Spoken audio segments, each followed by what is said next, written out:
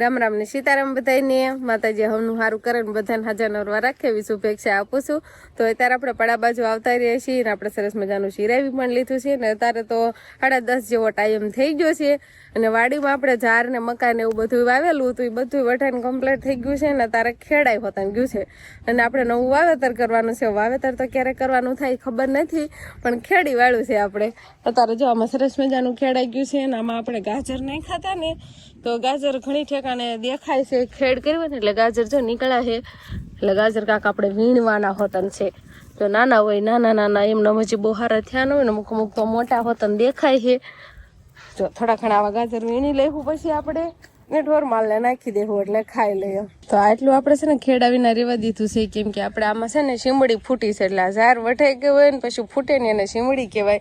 એટલે કીધું આટલામાં શીમડી થાય ને તો આપણે થવા દેવાની છે, પાણી પાઈ દેવું એટલે આટલામાં વાવેતર નવું નહીં કરવાનું. અને એવું લાગશે ને તો બાજરાની સાંટામાં નાખશું દેશી બાજરો ને એવું તો હારવાર બાજરો ને બે વસ્તુ થઈ જાય એટલે આટલું રેવા દીધું છે. ને પાળીએ જો ગાજર છે આ બાજુ તો ઘણા ખરા ગાજર છે પણ હજી થોડો ગારા જેવું છે ને ધૂળ આવે છે એટલે આપણે ઉપાડવાનું ચાલુ નથી કર્યું પણ થોડાક દિવસ પછી જ ઉપાડીને આમ કોરું પડી જાય ને પછી ધૂળ ઓછી આવે એટલે ઢોરમાલે સીધા નાખે એવા થઈ જાય પછી આપણે ઉપાડવાનું ચાલુ કરી દેવું. આમ જો મોટા મોટા કેવા હે, મોટા ગાજરા હે. ગાજર પાણી બહુ મળ્યું ને એટલે આવા ગાજરા થઈ ગયા હે. તો અત્યારે છે ને રમાભાઈ ઘરે પ્લાસ્ટરનું કામ ચાલુ છે એટલે શિવાની પપ્પા ને શિવાની બેન ની અહીંયા આટો મારવા આવ્યા છે. ફરતું પ્લાસ્ટરનું કામ લેવાઈ ગયું છે અને રૂમ પણ કમ્પ્લીટ થઈ ગયા છે અને અત્યારે ઘોંસરીમાં કામ ચાલુ છે. આપણે આ ગાજરો છે ને બળદને ખવડાવી દેવાનો છે. બહુ એટલી બધી ધૂળ નથી આવી, ખેર નાખી છે મેં. બહુ મોટા મોટા ગાજરા છે. બાપ દીકરી બે આટા ફેરા જ મારે છે. ઘડીક આમ હતા ને અત્યારે આમથી નાયલા આવે છે. મારે એમ કે ઓલી બાજુ છે કાતા તાર આ બાજુ થી આવ્યા. જો પેલા તો બધાને એમ કે રામ રામ ને સીતારામ ડાયરા ને તો અત્યારે છે ને સાક્ષી ધામાની બે છે ને લઈ જવા કરે એવું બધું છે.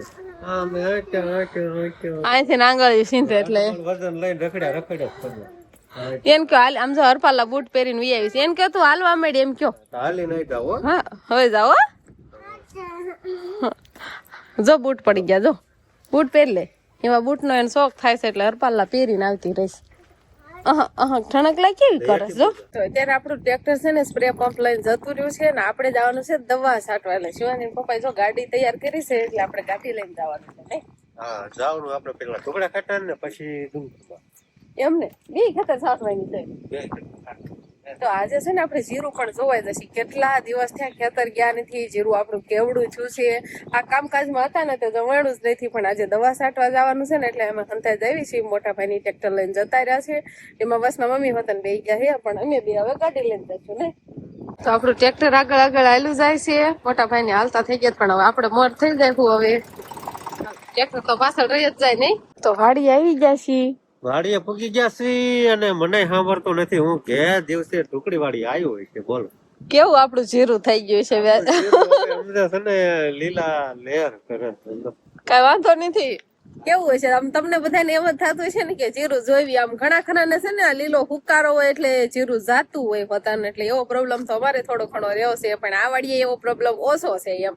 હવે આપણે છે ને બધા જીરું જોઈ લેવી. મને આનંદ જ આવે છે જોઈને. આવો તમને બધાને બતાવી દઉં નહીં દેખાડ દઉં. થઈ ગયું હે આમ તો કઈ ઘટે નહીં એવું પણ ક્યાંક થોડા કોક છોડવા તો ઓલા છે પણ એટલામાં કઈ મૂંઝાવાનું ન હોય એવું થોડીક તો નુકસાની રે પણ ઝટકો ચાલુ હશે તો મારે ટપકું નથી પેલા વાળા કનેક્શન લગભગ ચાલુ હશે મને એવો અંદાજ છે. તો નો ટ્રાય કરાય ને વડાય નહીં કાક નોખું થાય એમ હોય તો હાઠીકડાય થી કરો. કેવું ઝટકો હોય એટલે બાર આંટો મારવો પડે. હવે છે ને આપણું જીરો ઘણું મેળમાં આવી ગયું છે. પાળા છે ને હવે ઠકાવા માંડ્યો તો દેખાતા. પેલા તમે આનું કરો ને કાકા અડો નહીં ખબર પડે. આમ અખતરો કરો તો કેમ હોય નથી ચાલુ પેલા છે ને એને પાંદડું કરીને જોઈ લીધું છે. બાકી કેટલી છે પેલા મને અડવરાયો. તમને અનુભવ હોય ને કોઈ ઝટકા નહીં જોયા. હવે વાંધો નહીં હાલો ઝટકો તો બંધ છે પણ જો આપણે આવું કાંક જીરું દેખાય છે કોમેન્ટમાં બધા કહેજો આ કેવું કેવાય એમ. આને સારું કેવાય સરસ મજાનું કેવાય. તો આવું કાંક દેખાય કેવું જોરદાર છે. મને તો ઈ થાય છે શિવાની પપ્પા આપણે 15 દિવસ જે પહેલી વાર વાવ્યું હતું ત્યારે આ ઉગ્યું નહીં, પછી તીકડે આપણે હરમત કરીને 15-20 દમણ પછી અમે ફરીથી વાવ્યું અને તોય અમારા ભગવાનની દયા હશે ને તે આવું જીરું થઈ ગયું, નકર તો અમે ટેન્શન માં આવી ગયા હતા અમે હંધાય કે ઓણે જીરાની સીઝન બરોબર લેવાની મજા નહીં આવે, પણ હવે વાંધો નહીં આવે એવું લાગે છે. કેમ લાગે? તો હું વાંધો આવે મને હવે જરાય ઉપાધિ નથી થતી. આવું જીરું જોયું એટલે હવે જરાય ઉપાધિ થતી જ નથી મને. તમને નથી લાગતું એવું?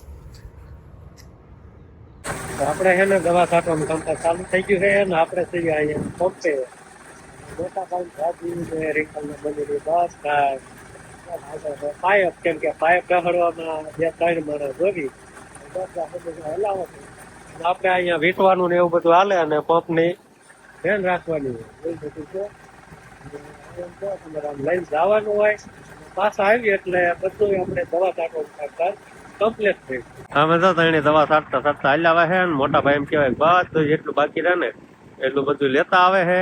પણ આ ફુવારાથી આપણને એક ફાયદો થાય, જાવીને આવીને એટલે આપણે ટોટલ કામકાજ દવા છાંટવાનું કમ્પ્લીટ થઈ જાય. આપણે બસ ખાલી ટ્રેક્ટરે ધ્યાન રાખવાનું રહે એવું બધું હોય અમારે. ટ્રેક્ટર ચાલુ રહે, પાણી ખૂટે નહીં એવી આપણે ધ્યાન રાખવાની હોય. અને સામે જો આ મધ્યરાત કરે ને તો આપણે છે ને કેમ હોય નળી વીટવાની ને એવું બધું હોય. તો આપણે હવે જીરામાં દવા છટાઈ ગઈ છે નહીં છે ને પપ્પા? અને ટ્રેક્ટર હવે આપણું થઈ ગયું છે તો ગઈ જા ને ટાઈમ લેતો પાછી ડુંગરમાં છાંટવા જવાનું છે, નકર પછી કાલે જો ટાણું હશે ને તો આપણે ડુંગરમાં જવાનું થાય તો ડુંગરમાં જઈશું, નકર પછી તારે તો વાડીએ જવાનું છે. અને કેટલી વારમાં દવા છાંટ નાખી? ઘડીક વારમાં દવા છટાઈ ગઈ. ઘડીક વારમાં નહીં 1.5 કલાક ઉપર થઈ એટલે ઘડીક જ કહેવાય, કેમ કે પવન છે ને એટલે થોડીક વાર લાગી. નકર કલાકમાં તો છટાઈ જાય, કલાક ઉપર 15 મિનિટ કે 20 મિનિટ એ તો આખું પાછું થાય એટલું. પણ 1.5 કલાક તો આ છે ને પવન આમનો બહુ જ વધારે પવન હતો એટલે બીજા પડાવાળાને થોડોક ફાયદો છે. હશે કઈ વાંધો નહીં, કાકાનું જ છે.